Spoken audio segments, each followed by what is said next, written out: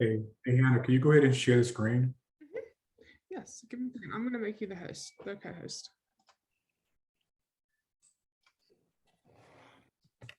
Here you go.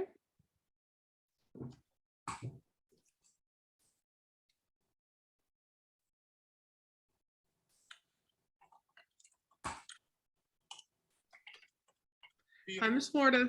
Who do you have in who do you have in Cleveland with you? I see you have a room of people.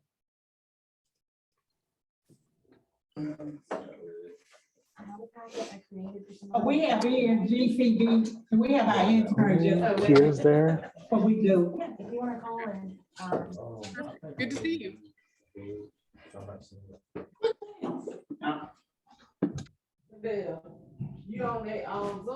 Yeah.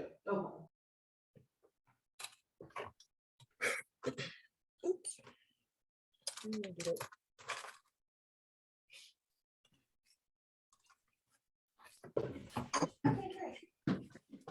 All right, people are still coming into the meeting, so let's give them another minute or so, and then I will turn it over to Reggie, who will get started with today's training.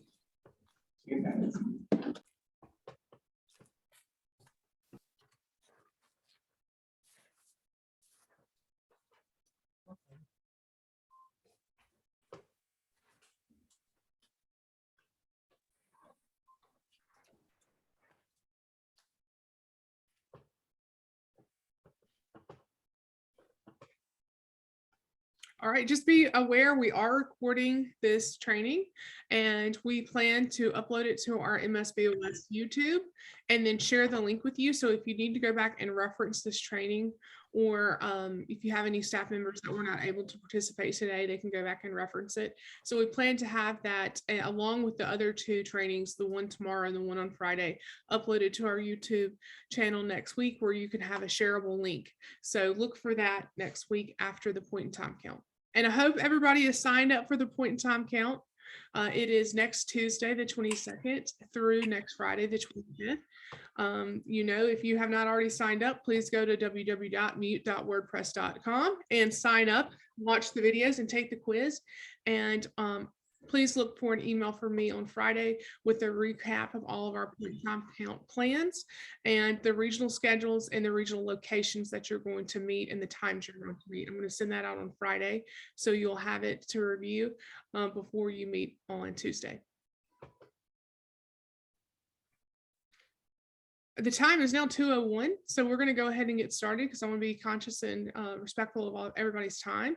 So Reginald Glenn is the director of our coordinate entry system. I'm going to turn it over to him.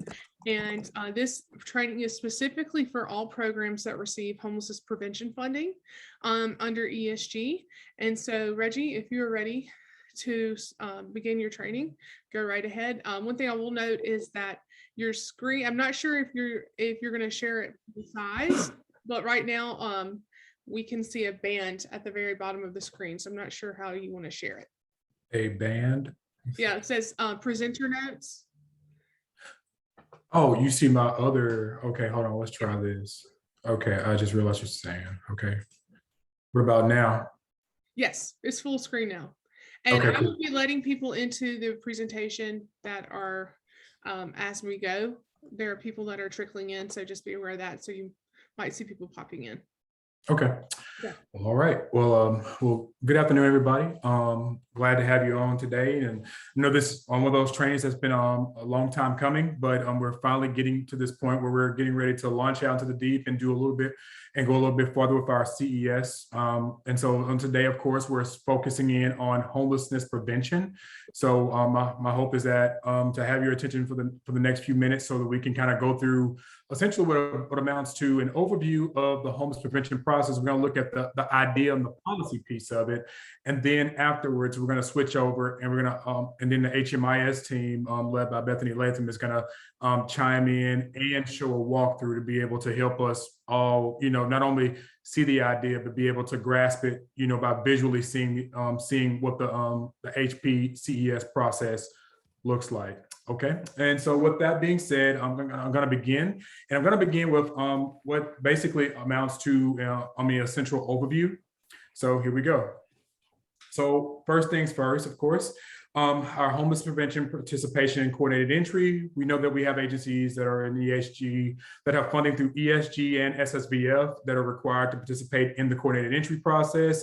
And we know that these activities include all the following. I know these are things that you already know. However, just for the sake of simplicity and just for the sake of us all being on the same page, we're just going to mention, of course, short-term subsidies to defray rent and utility arrears, security deposits, mediation, if need be, legal services, and other innovative programs to help basically ward off somebody's, to keep somebody from being homeless. And so we know that this is going to be an integral part of our COC's policy and its plan towards ending homelessness. And of course, this is why we've spent so much time in the last few months really upping and really investing in making sure that our policy was up to snuff. I mean, many of the things that we're talking about today are things that we've already implemented. I just want to make sure that's clear. Like, a lot of what you're going to hear today is not going to be brand new. At least I hope it's not going to be brand new for many of you. But I just want to make that caveat, knowing that with all that, that's just now, this has been added into our policy, and there are some small changes, but these changes should not throw us off so much that it deviates from what we're used to, okay? So with that being said, well, let's go forward. Just like we have this responsibility to have HP be a part of the CES responsibility is to make sure that agencies are able to prioritize their prevention funding, okay? I mean, we know that we only have so much prevention funding to go around. We know there's only a limited handful of people who in our COC that are funded. And so we want to make sure that if we're going to spend it, we're going to spend it and prioritize it on those who need it the most. And so with this idea, the CES will allow us to prioritize that using our system. We're going to have each region have a standardized assessment to make sure that we're able to assess a person's situation within homelessness prevention. And that assessment will be given at all access points. So if there's an agency that does HP, they should be getting that assessment within the bounds of that particular agency or that particular program to be able to prioritize households and individuals. I hope, and just for clarity, am I speaking loud enough? I want to make sure that I'm coming across. Okay, great, thank you. All right, and so let's go ahead and start here. To really understand the HP work, to understand like how this process goes in our CES, we want to make sure that we understand what the workflow is going to look like. And so to quote Bobby Capps, we're going to take the 10,000-foot helicopter view. So we're going to just take a look at what the process is supposed to be like from the top end and looking down. And then we're going to jump into the weeds and talk about each individual part to make sure that we understand what we're supposed to be accomplishing. So in this case, let's go through the homelessness prevention workflow. So the homelessness prevention waitlist workflow should work in this way. This graphic kind of gives you an overall picture of what it all should look like from the beginning to the finish. If you should see there in the at step one, and I'm going to go a little deeper into step one in just a moment, but I just want you to see that the process should begin with households and those question marks are people who not sure how they're going to make it, not sure how they're going to they're going to maintain housing stability. And of course, that process should end, of course, with households, like in step number 4, with households maintaining stability and being able to, have a habitable living environment where they're able to thrive. And so as we go deeper, we're going to see that, again, this process is not different at all from what we're used to. It's just that some of the terms and some of the things that we're going to be using are going to change slightly, okay? With that being said, let's look deeper at step number 1. All right, step number 1 is this. Clients are added to the coordinated entry system via regional HP outreach programs funded by HP outreach programs, or funded HP outreach programs. So essentially this, as you're doing outreach and you find agencies that you find people, whether individuals or households that could possibly fit into the realm of for HP assistance. Of course, we have to put those people in a place so that we know who is the pool of all eligible participants. In this case, it will be our our regional outreach programs. In fact, again, I want to make this really clear, not just any outreach program, but there will be a regional HP program in which you will add all those people who are, all those possible participants who could be an HP within that region, okay? So I want to make sure that's clear. People will be going out, HP outreach, make that clear. HP outreach will be going into into regional HP outreach modules, okay? And so next, after those people are put into those modules, or if you're a funded HP agency, it will go into your funded HP program, okay? Next, after being put into those outreach programs, agencies will implement the HP assessment tool. We're going to talk more about the assessment tool in the next section, but essentially it will put them into outreach, make sure that the assessment has been done, and add each person or each individual or each family into their region's respective lists. So again, there are 5 regions in the balance of state. There are going to be 5 lists. Your people should go directly from outreach into a regional homeless prevention wait list.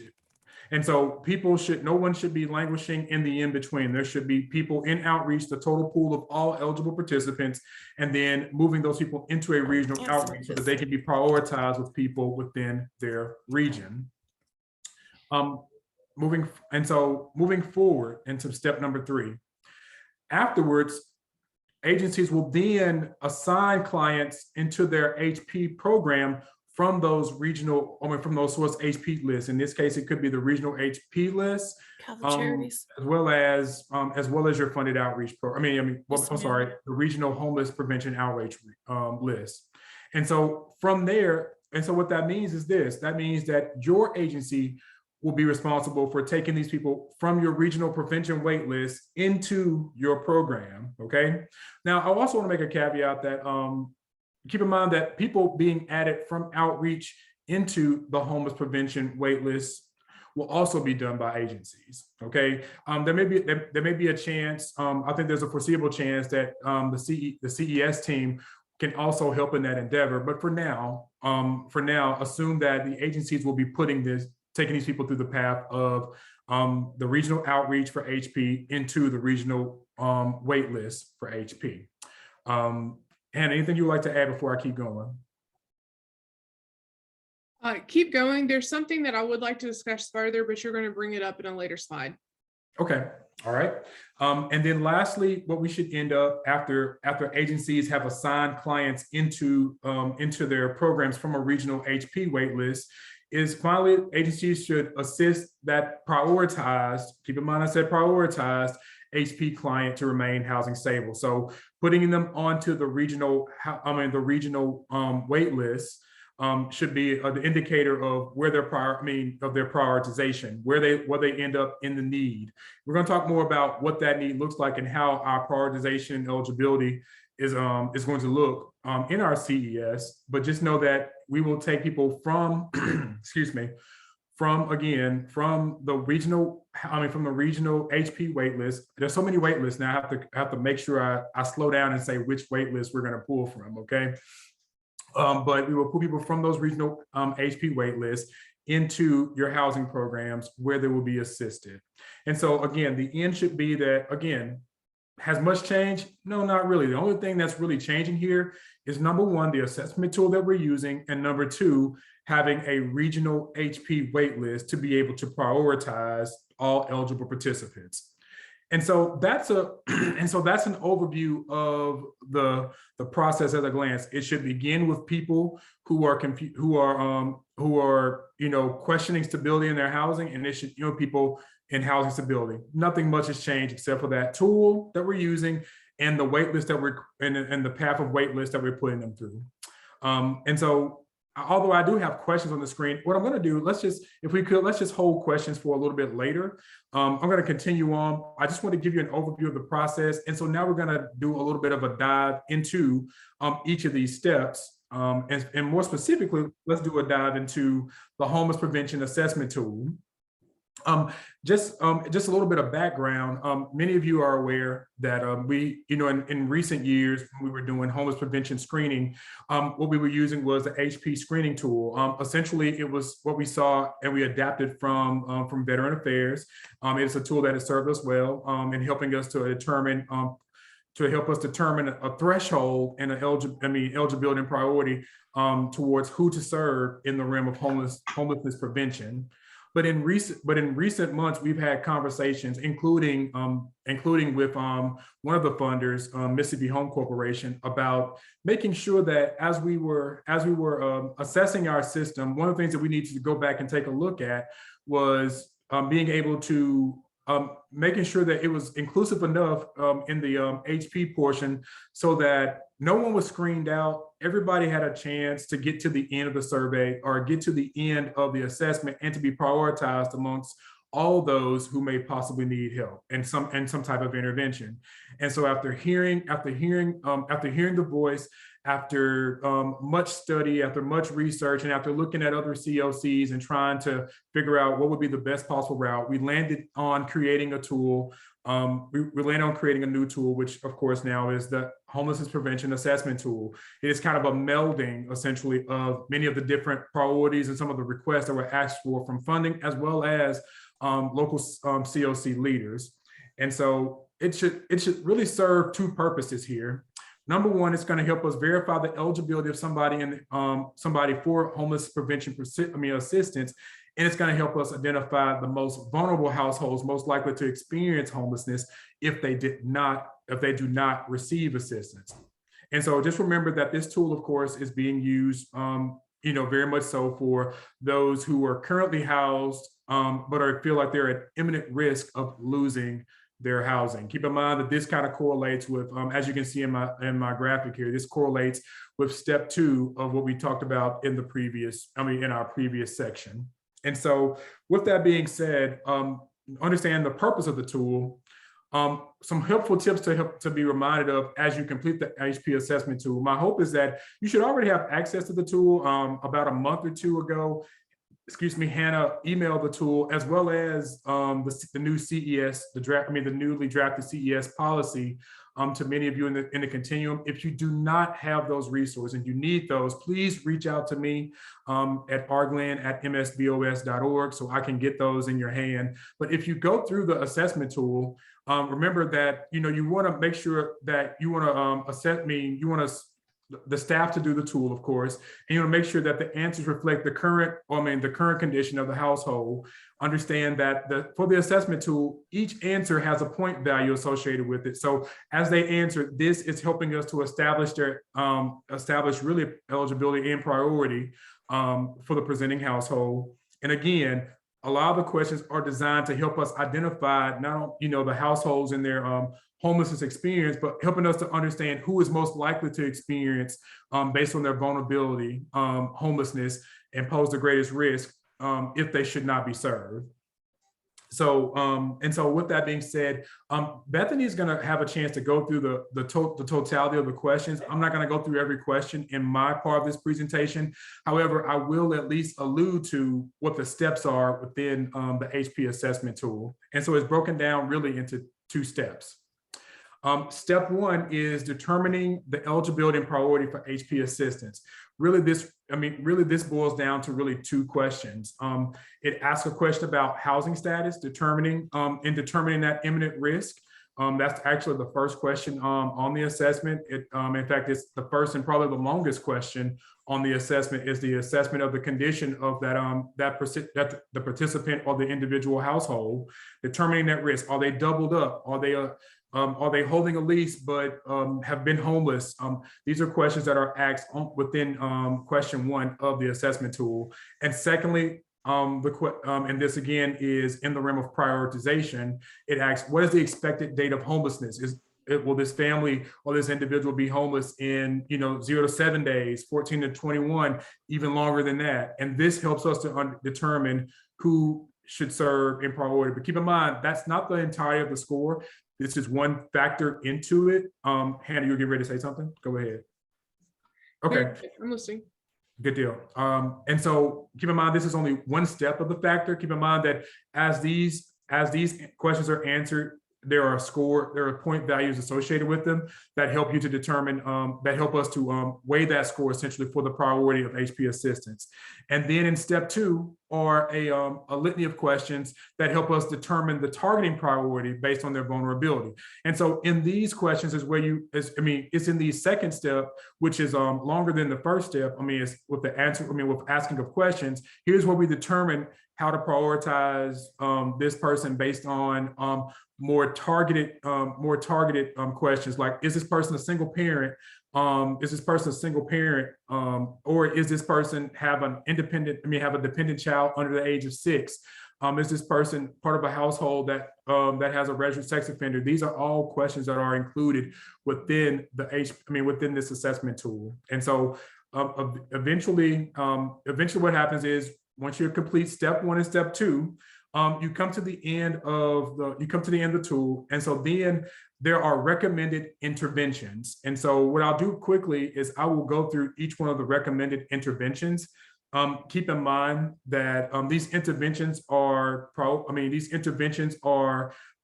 related to a specific score. We'll talk about the scores after the interventions, but just understand that based on the level of service, the point value is equated to the level of service.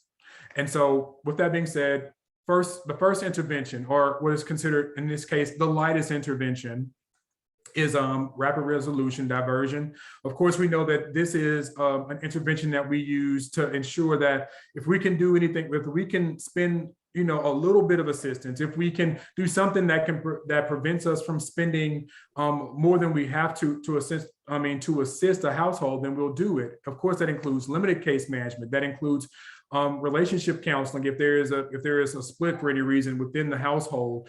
It could include an assistance to other housing referrals. It could include landlord interventions, and so on and so forth. But keep in mind that the provision of financial assistance is not expected. However, this could be something that could be used, of course, in the form of bus passes and other things, including moving assistance. But keep in mind that this is an intervention in the hope of, staving off that person's possible homeless situation. Next, we have one-time assistance. And when we say one-time assistance, in this case, we're going to lump all the interventions with rapid resolution diversions in one category, and then add on the addendum of one-time funding specifically targeting housing-related costs. So this could fall in the realm of paying one month of rent, rental deposit, utility payment, or utility deposit. So that's what we refer to when we mean in the regards of one-time assistance. Keep in mind, just because they're in the one-time assistance category, it does not mean that you cannot use the categories under it, meaning you could still use the interventions under it to be able to make sure this person is stably housed. However, and you'll see that, and we'll talk more about that as we move further into the interventions, but I just wanted to make mention of that. The next portion is short-term assistance. Again, lumping the rapid resolution intervention and the one-time assistance intervention in, and basically this helping to providing rental assistance to the household with the equivalent to up to 3 months of rental assistance. Okay, and then of course, lastly, we have medium-term assistance where services are offered. And keep in mind, everything under medium-term assistance includes short-term, one-time, and rapid resolution intervention. If anything within these bounds can be used to include the intervention, we say use it, exercise it. However, the score is going to help us kind of prioritize more than likely where this person falls into category. So I just wanted to make sure you knew that, you kept that in mind as we were going forward. Let's see. And so then when it comes to our intervention scores and level of service, you've already heard me mention each of the interventions. And so now here are the corresponding scores for those levels of service. As you see right here, rapid resolution diversion is scoring from anywhere from 0 to 10, one-time assistance being 11 to 13, short-term assistance being 14 to 17, and lastly, medium-term assistance, if you score an 18 or above, qualifying for medium-term assistance. So that tool, the HP assessment tool, should help us help give us a good guidepost of how we should serve and prioritize those in our system who need homeless prevention. We know that we have limited funding. And so, of course, our aim and our goal is to make sure that we serve those who are the most vulnerable. Those who is the most vulnerable of our population. And especially we want to look at, at who's at risk of becoming homeless, but also how soon are they becoming homelessness. And so hopefully the HP assessment tool will aid and continue to aid us, just as the HP screening tool did in that endeavor. One thing I'd also like to mention again is about case management evaluation. Again, the recommended intervention is considered a minimum intervention for the client's circumstances. And so agency case management staff can reevaluate the need for further intervention after the initial intervention is completed, okay? So there is an opportunity, if you would like, to go back and reevaluate should the need arise, but we wanna make sure, and this is something that we really want to make sure was included within this, because there was a lot of discussion about this, especially from our funder, Mississippi Home Corporation. And again, you probably heard me say this a couple of times, but I also wanted to mention again that just because a household score is high doesn't mean that they cannot use the interventions below to achieve the intervention. It simply means that at the maximum height of the intervention, here's what they qualify for essentially. So just thought I'd make sure I bring that up. Let's see, Hannah, anything you'd like to add in this particular category? Yes, I just want to make sure it's really clear that the actual numerical score is to give you a suggestion of what intervention they might need under homelessness prevention. The actual prioritization will come from their expected date of homelessness. So regardless of what they score, if they're going to be homeless in 3 days, they need to be served before someone who has a much larger score that's going to be homeless in 45 days. So just to reiterate that, we're going to say it one more time, probably before the end of this training is over, but the actual scoring is to determine what kind of intervention they might need, but their prioritization would come from their expected date of homelessness, and documentation will still be required. So that's something we can talk about further, is that there will be some sort of documentation, written documentation needed to document that risk of homelessness. It does not have to be a legal notice to vacate. It could be a notice to vacate from the landlord. It could be a letter from shared housing, the leaseholder of a shared housing situation saying this person has to be out of my house by X date. So that's something we are still going to be requiring, is documentation of homelessness and proving that risk of homelessness. Okay. All right. And so as Hannah's already kind of segued into the prioritization piece, one of the things we want to walk into next is the homeless prevention wait list. We're going to talk about what it means to prioritize those of imminent risk of homelessness. And so this will be a quick broad brushstroke here. Again, the plan is for us to essentially manage our homeless prevention wait list by region. And so just to clear it up in that graphic, that's why we have those multicolored wait list icons here. Again, when a household presents to an access point with homeless prevention program, again, the agency needs to simply conduct the HP assessment tool, add the household to HP outreach, and then add them into the homeless prevention wait list. Making sure that should be a 3-step, okay? So we want to make sure that everybody making it into outreach should also be making it onto a corresponding regional homeless prevention wait list. So we want to make sure that continues to be the path to participating within the coordinated entry, especially on this side in homelessness prevention.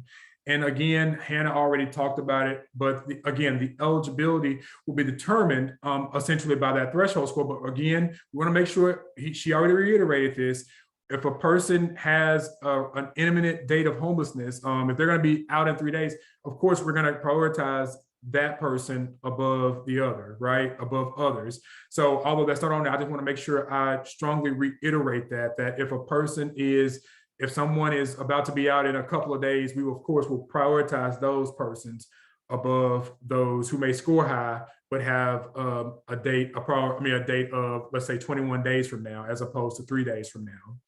And so again, to appropriately prioritize, the CES must ask those questions again about the risk of homelessness and the loss of housing timeline. And again, we need documentation. So you kind of segued me into that, Hannah. I just didn't realize how well you had segued into that.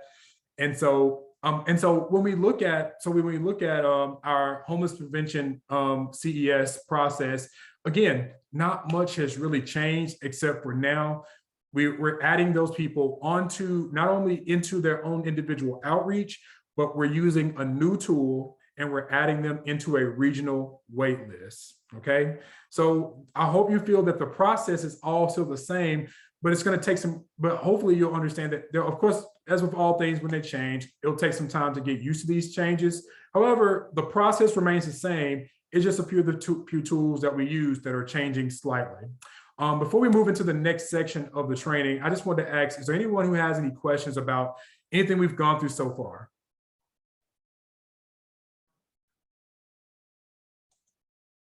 And Hannah, please help me to look for if someone's raising their hand or in the chat, just to make sure I'm not missing anything. Yes, and I'm in the chat, so I will respond to you as quickly as I can. So if you have any questions you do not feel comfortable saying out loud for whatever reason, just put it in the chat and we'll answer it in the process of going through this presentation. Okay. All right. And so now with that being said, now we're going to hand it over to Bethany Latham, our the COC's data systems administrator, and she is going to do a demonstration of how this process, we've seen how this process looks from on high. And so now we're going to see how this process looks as we, do it physically in HMIS. So with that being said, Bethany, it's up to you. Can I say something really quickly, Bethany? Go ahead. God bless you. I see how many HMIS messages you have, and I thought I had a lot. So thank you so much for all you do. I appreciate it. No, this is a training. This is actually a training user. Just so you all know, I am very attentive to my messages. So there are no unread messages in Bethany's login. Okay.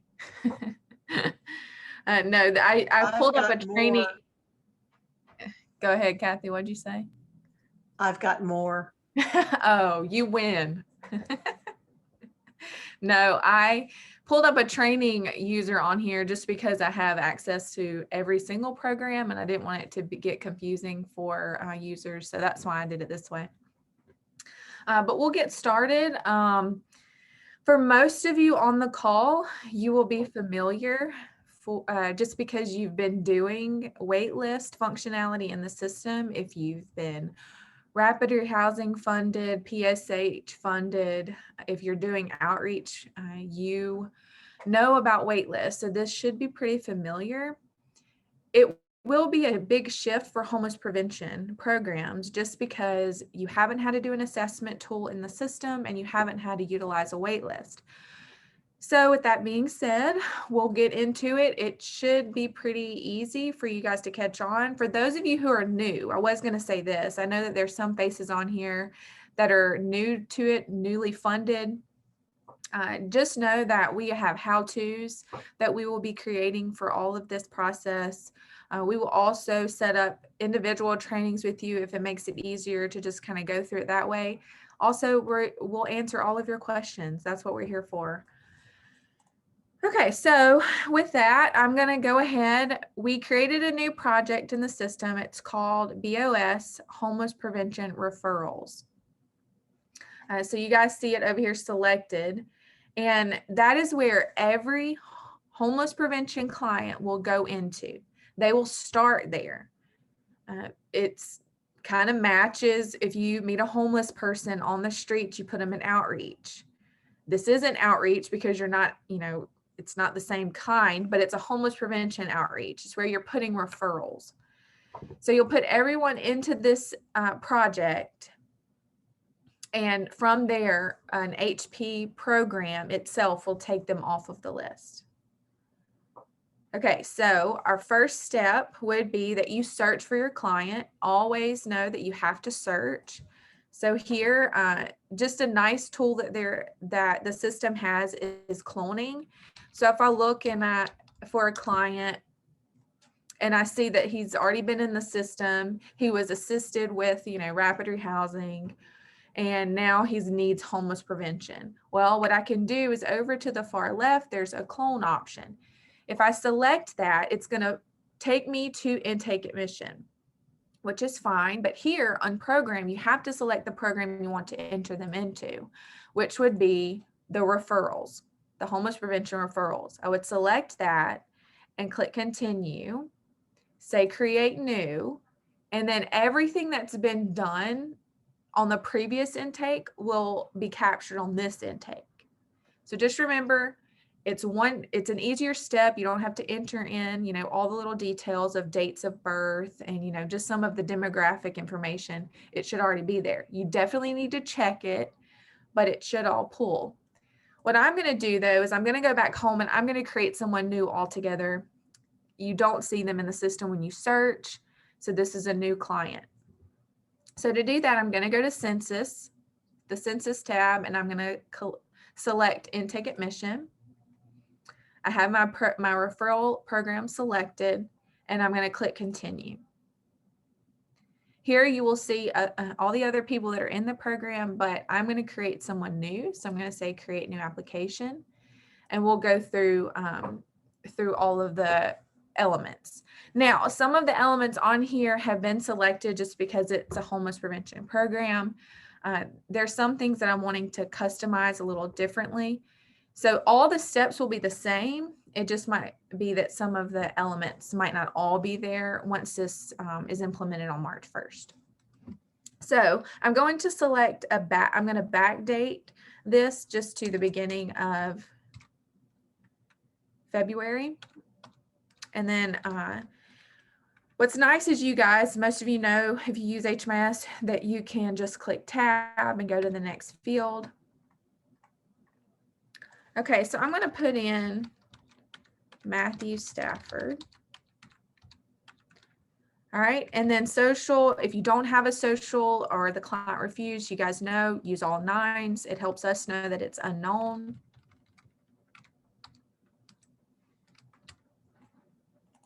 And I'm just going to guesstimate his birthday. I have no idea.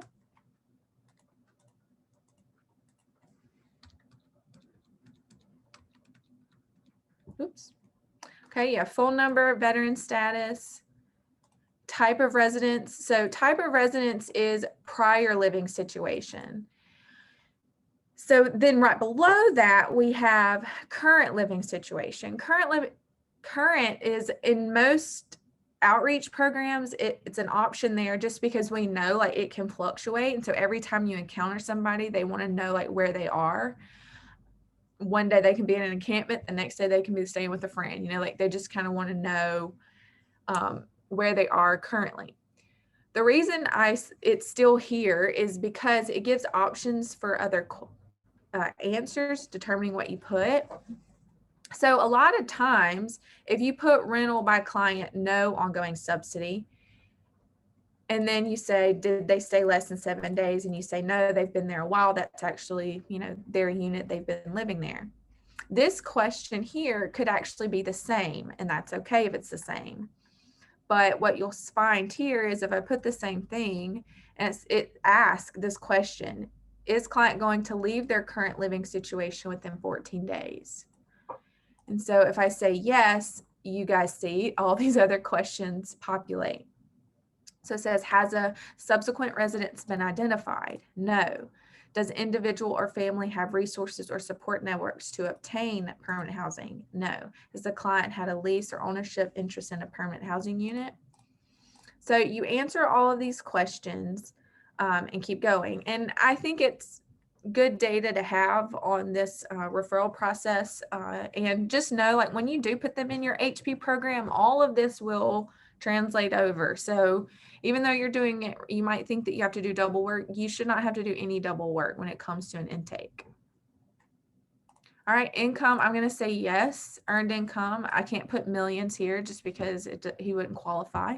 But I'm going to put about $500 he gets a month. All right, and I'll say no to cash benefits, and then you'll just keep going. Does he have insurance? Yes, I'm sure he does, but we're going to say no. He does no physical disabilities. I'll say he has a mental health disorder, and I'll say yes, just to give him a disability. Let's say no to substance abuse. All right, you also have domestic violence question here. It will pull the intake date for the information date. And then the only other required element is county. So I know some people look at this and they're like, it says last permanent address.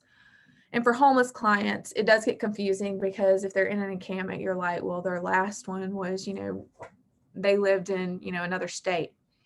We always encourage everyone to put current county. It helps us. We can't manipulate this field. We can't change the name of it. So just put current county, where they are right now, where they're living. Okay, I'm going to put. All right, and all of this is not required. You can enter it if you want. None of it is.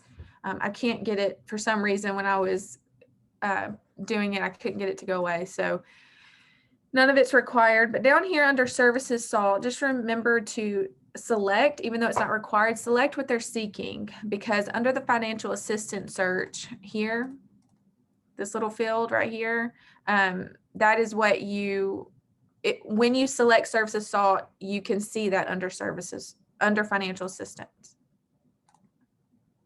Okay, process admission. I didn't enter something. Oh, here. Okay, process. And then the consent will come up, and just make sure you address the consent with the client, asking them if they agree to share the information with partner agencies, if they agree to share, but with the exception of like HIV status, domestic violence, or their special needs, or they agree not to share, they don't want to share anything. Okay, this is the read only of it. Once you click continue, you have the read only. You guys can print it, but you have to click continue here. Some people just get out of it, and that causes problems in reporting. Click continue, and you have to go to this step and click continue because you have to create the household. So now that I've clicked continued, it's done, it's complete, unless you're adding people. In most cases, we've told people in referral programs or outreach programs that you don't have to add household members like family members. So just keep that in mind. It is not a requirement. Once you put them in your own HP program, you definitely have to add family members there because you want credit for assisting a family or a multiple person household. So I'm going to say no, and Matthew is in the system. Now that he's in the system, he's an HP client, I have to do the assessment. It's in the same location you would find a VI SPDAT. Okay, so really easy, almost all the same steps, they're just reworded. So I'm going to go back home. So we went to census to add the person. Now I'm going to go to charts, under services, under forms, and there's the BoS HP assessment tool. Okay, almost all of you on here know that in an outreach program, this is where under forms is where you find VI SPDATs. Okay, so it's in the same location. So I'm going to select it. That's my client. Click continue, and I'm going to create the new form. All right, Reggie went over some of the assessment tool. I know if we read every single word of this, you guys might fall asleep. So I don't know if I'll do that, but make sure that you are familiar with it, all the pieces of the assessment tool before you go out and actually administer it on someone. But it's pretty simple, to be honest with you. So there's, like you said, there's two steps. You have step 1, and then below that is the step 2. And under each section, you have the update button, very similar to a VI SPDAT. So I'm going to select that. Here, it's going to give me the date of assessment, the client's name. The step 1 is determining the eligibility and priority for the homelessness prevention assistance household and whether the household is at imminent risk or of literal homelessness. So here it's asking about their housing status. You have 3 options here. You can only select one of them. It will only let you select one. So the first one is if they're doubled up, the household has been told by the leaseholder to vacate. The second one is if the leaseholder the household has received a notice to vacate. And then the third one is the household received a notice to vacate by the property owner. Okay, I'm sorry, they're a little different. You guys see the difference, right? Okay. They look almost identical, but I know that they're not. Yeah, do you see that the difference is if you're the leaseholder and you have previously experienced homelessness. So if you're encountering a family that you know was homeless 2 years ago, 3 years ago, and now are housed and are at risk of being homeless again, they actually can be prioritized because we're preventing returns to homelessness. So you'll notice that if you read the fine print, it's like, were you literally homeless in the past 2 years? Okay, thank you, Hannah. My eyes were going cross-eyed looking at it. Okay, so you select the one that the client is in. The next one is the expected date of homelessness. So are they going to, is the loss expected within 7 days, within 14 days, within 1 month, or the notice to vacate from the property manager / leaseholder with expected loss of 45 days, within 45 days. So you just select whichever one it is. If it's over 14 days, then I'm assuming that it's this one. Correct, Hannah?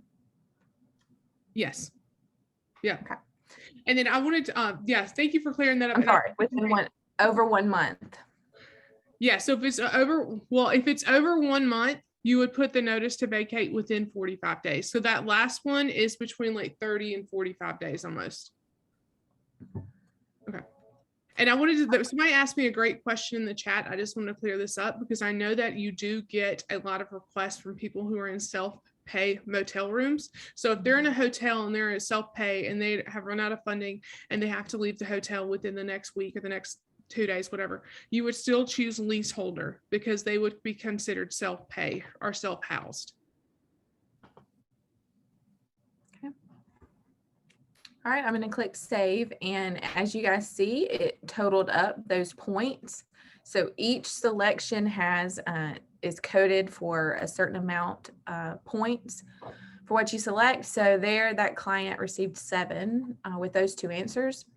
So underneath that is step 2. I'm going to click update. All right, so this step is looking at vulnerabilities and or housing barriers. This is a checkbox option here. So you have to select basically all that apply. And it's questions. So I thought it could be a little confusing, but you're going to select it if the answer is yes. So if it applies to that client.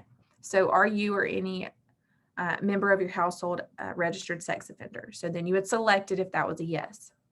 And you just go down and select all that apply.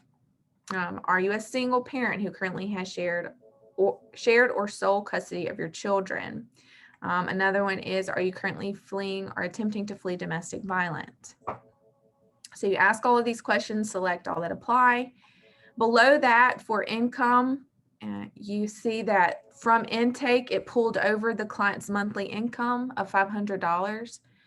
Below that, you are going to have to know your AMI for that area that you're looking at to be able to, know if they are below 30%, are they very low income. So you're going to have that information. On the actual form, PDF form, they have I think it's just like the states. Right. So if you're looking at the, you'll have to go in and find what county you're in. I'm sorry. Go ahead. I'll say if you're using a paper form, all the corresponding income limits are already included. So. Okay. And so you'll just select whichever one applies. And you can only select one. And then the next question is, has there been a sudden and or significant loss of income including a loss of employment and or cash benefits within the last 60 days, or an uncontrollable and significant increase in non-discretionary expenses within the last 60 days? Yes or no? And then the next part is about prior evictions. So have you had any prior rental evictions anytime in the past? So if you say yes, you guys see that this pops out and it asks, if yes, how many prior rental evictions have you had? You can only select one. Okay. And then history of homelessness. So has the client ever been homeless? You have to know the definition of homelessness to make sure that you answer correctly here. And if you say yes, it populates how many episodes. So you'll have to know how many times. And remember, breaks in homelessness, you have to know what those mean to be able to understand this question. All right, and then the last part is local policy priorities. So select all that apply. Does any household member have a disability that substantially impairs their ability to maintain housing independently? And then does any household member identify as ethnic, cultural, or racial minority group that has historically experienced unfair treatment? Is any household member a senior adult? So you just select all that apply and then click save. And what you should see is that section scored a 13. And then below all of that is the total altogether of both sections. And then what Reggie went over as far as the recommended interventions is down below, just to kind of to remind you of that. So this client scored pretty high. So the assessment has been done. Now you have to add them to a waiting list. So what I would do right after I did the assessment is I would search for my client. All right, so I search for Matthew, and over to the right, I'm going to go to his space sheet. All right, add to waiting list is up at the top, very similar to if you are an outreach program and you're adding to a homeless wait list. So I select it, and this is only going to allow, so the balance of state homeless prevention referrals program will only allow you to put into an HP wait list.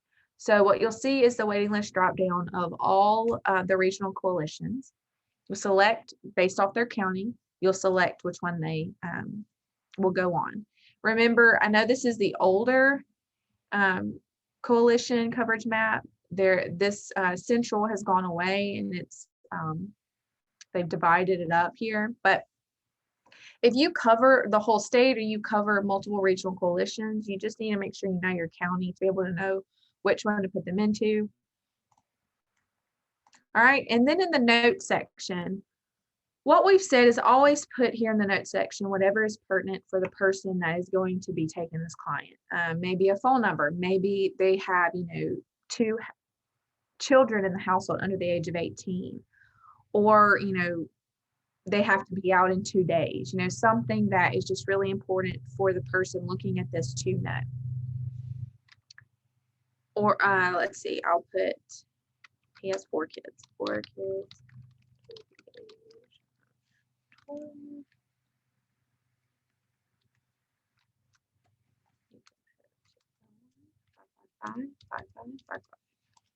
That's his phone number.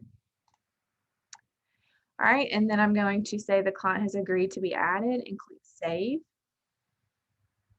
And so now he has been added to the wait list. So I've completed all steps. First, I added him to the system altogether.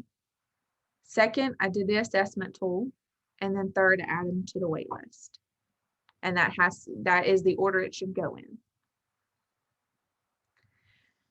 Now I'm just wanting to view it.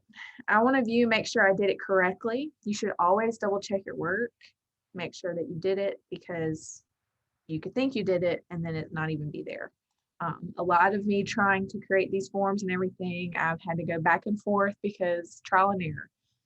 So just make sure you go in and look at it. So I'm going to view the waiting list. I'm sorry, for those of you who are new, let me show you how to do that. So you're going to have your program up here. You're going to go to census and you're going to go to profile. This is just to view it. This isn't taking off. This is just looking at the list. Okay. So I'll say view waiting list, and all of the regional coalition lists are there. I'm going to select Delta because that's what I put this client on, and click view waiting list. Okay, so right now there are only 4 people on the Delta HP wait list. And if you see, this is the total score here, and it's from the highest to the lowest. Now, this is what's here right now. This list, like what the columns are on here, it might change a little bit from here to March 1st, just because we want to make sure you'll have the best information listed here. But right now, what we have is name, date of birth, disabling condition. And then I did bring over that question answered on the assessment tool that says like how many days still homeless. So that is listed on there because again, like he was saying, when it comes to saying, okay, I'm going to definitely house this 30 before I house, this 27, but you see this 27, I'm sorry, pay rent on, but you see this 27 has 7 days to vacate and this person has 14. So just kind of looking at that and making sure that that is a part of your decision as well. And then you have county, you have date added, a length of time on the list, and then the note here. And so that's what the list looks like right now. Okay, Hannah, do we have any questions before I get on to taking someone off? Yes, we have 2 clarifications just to make really quickly. The one is going to be about veterans. One of the things that will change on this wait list will be the veteran status, because we do want to utilize this process for veterans. And these veterans will be pulled over into our vet BNL call as well if there's anyone that is outstanding, like an outstanding veteran on the homelessness prevention wait list. So those will be pulled over. We'll start talking about homeless prevention during the veteran BNL as well. So veterans still need to go through the same process. The only difference is I know your screening form is different. So that's something we're going to talk about during the vet BNL call, is like, how can you use the same process with a different screening form? So that's a whole conversation we'll have to have and see what we can do there. Okay, so I just want to keep that in mind for veteran homelessness, and that's for our SSVF providers. The second is, Reggie, I just wanted you to clarify really quickly about the AMI, the average median income, and if we're using the state average or if we're using the regional average, because it can be very different compared on where you're located. So just cover that really quickly. Yeah, I just want to say we're using the Mississippi state average. So yeah, so it's a state average, not regional average. And this was all information gathered from HUD's income limits user tool online. There was a great question. Corian, I'm sorry, I'm just going to say Corian asked a great question in the chat box. It was like, what if their utilities are the issue and not the rental assistance? Well, if their utilities are going to be causing, if their cause of homelessness is going to be utilities, then you would still fill out this form. Like if their utilities are disconnected, which eventually would lead to homelessness, you still need to complete this form, because the utility disconnection has to be the risk of homelessness. So it would still be the same situation. Right. And just to reiterate again, same thing, Hannah, just because a person may qualify for more intervention doesn't mean that you can't use lesser of the intervention. So yeah. Exactly. Okay. Now we will go over how to take Matthew off of the wait list. I'm sorry. We probably should take someone that's higher, but just so you guys know, I'm going to take Matthew because that's one I can remember right now. And put him into a HP program. And that's where you guys will start doing arrears, paying, whatever the client is behind on. And so we'll show you how to do that. And it's pretty easy. It's very similar to, how you do rapid rehousing or PSH. So to get to the wait list to take off is different than how to just view it. And most of you should know that. To take off of the list, you're going to go to intake admission and select the program you're putting them into. So here I'm going to put them in training, BoS, HP referrals, just because, Down here below, you see this populated. So down below, you have to select which list they're on and click view waiting list.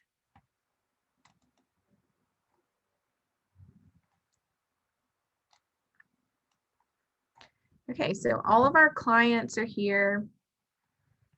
that we just saw just a second ago, all 4 of them. But over to the right, you see these little icons. You have the option to delete, to edit, and then to create an app, like to put them into your program.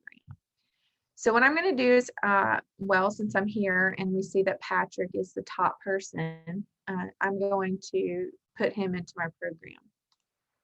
All right, so I'll click the little person icon here with the green shirt on.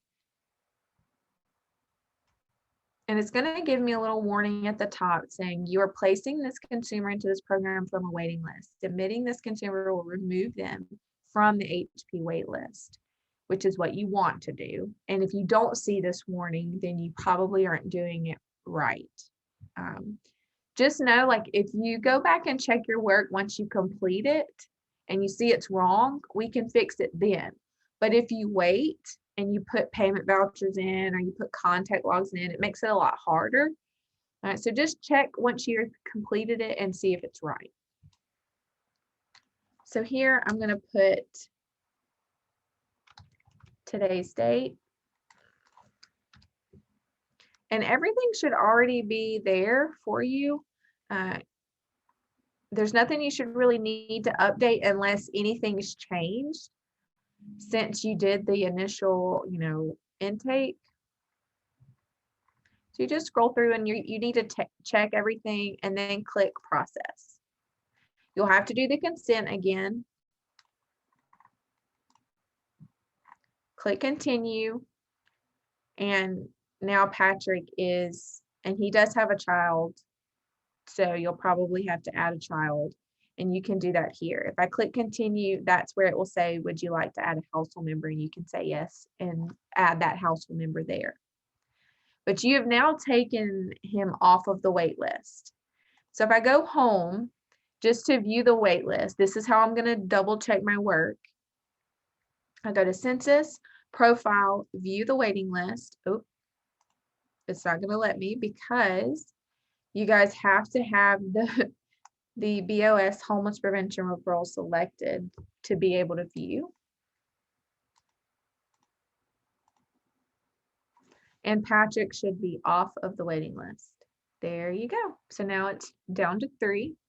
We have Jeff Bezos, Albert Einstein, and Matthew Stafford. Pretty important people on our list here. All right, so now that we've taken them off, there's still another step that you guys have to do. And I think it's everyone's favorite step. Is discharging them off of the referrals. The reason we want that to be done is because it will show that there's still a referral hanging out there when you run regular reports. This is outside of the wait list. So to do that, you're going to go to census, go to discharge, and we're going to process. And it's current, so you click continue, and you're going to select Patrick because that's the one you took off. Click continue. You put him in your program on the 16th. You can say he completed the referral process because he's only in the referral program. And then down here below, you just have to put where the client is. So if they're getting subsidy, you're going to want to put that they're getting a subsidy. So my eyes are going cross-eyed again. Okay, so you can say rental by client with other ongoing subsidy because they are getting homeless prevention. And whatever program you guys referred, if you referred them to another program and maybe they're not getting homeless prevention. And if they're not, sorry, if they don't go into an HP program and you don't take them off of the wait list that way, then you have to take them off by clicking X, which I'll go back over in just a second. And then you have to discharge them because they don't need homeless prevention assistance. You basically rapidly resolved. So here I can say,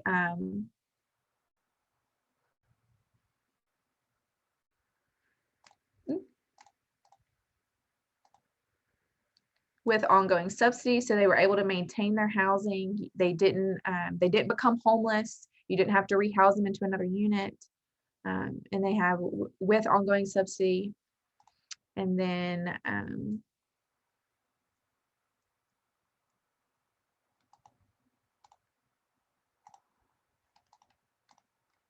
And then we'll say, I think he was in California. I can't remember where I put him. And then you have all of these things down here below that you can enter into. You can put discharge to in an anonymous summary.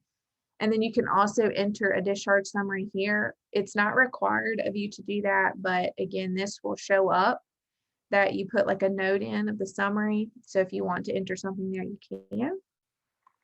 And then below that, you will click apply and the client will be discharged now.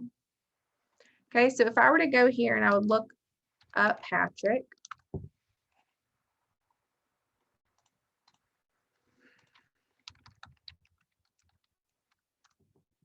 Okay, so over to the far left, you guys see the consumer history report beside the client ID.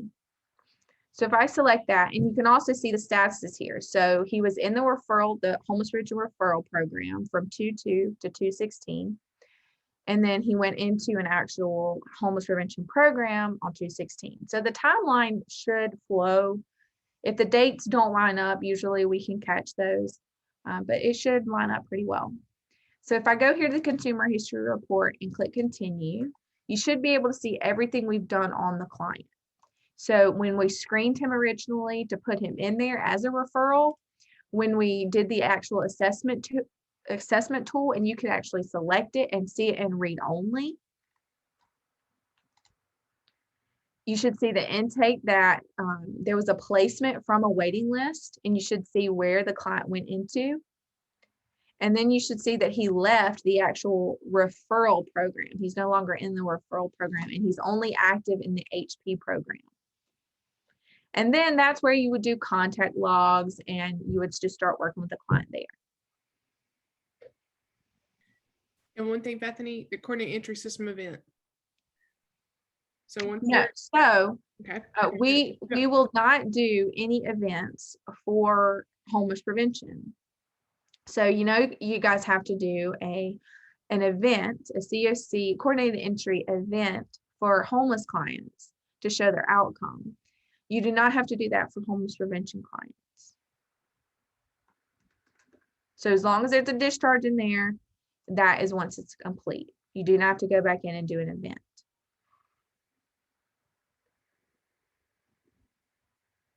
Good. Thanks for clarifying that. I just want to make sure people understood. Because that's one thing we've been working on the literal homelessness side, is making sure those events are recorded, but just so you know, you don't have to do it under HP. Okay, so to go back to what I was talking about a moment ago, Jade reminded me that if somebody rapidly resolved and you don't have to put them into your HP program, you still want to take them off the wait list because they're not actively seeking, right? So you need to take them off of the wait list, and you'll still need to discharge them out of the referral program. So I'll just look up Matthew. Okay, and then I'll click status over here to the far right, click his face sheet. If I go to add to waiting list, I know he's already added, but you click that and you'll click consumer waiting list index. So if you see here, he's on the Delta HP wait list, right? And everything we did just a moment ago is still there. So I can edit this now. I select that record, and then I'm going to edit and put an end date. So he's no longer on, and you put the end date of when he resolved it, and he no longer needs HP assistance. Okay, so if I put, let's just say I put yesterday, click save. Oh, I must have put him in for, whoops. Okay, cannot do that. I was going to try to backdate it. Oh, because I added him on this day. Okay, sorry. It's not going to let me. Let's see if I can just do it for today. Yeah, okay. So we could go back and look at the list, and when we do, he will no longer be on the list anymore because I've taken him off. And now that I've taken him off, I have to go do a discharge. Yes, this is the correct way to take someone off the wait list if they've self-resolved. We know that there's a different way to manually take someone off a wait list if they like disappear and we can't find them, but this is the proper way to take someone off a wait list if they self-resolve. Yeah. And that's for all programs. Okay. Thanks, Beth. You're welcome. Okay, so do we have any other questions?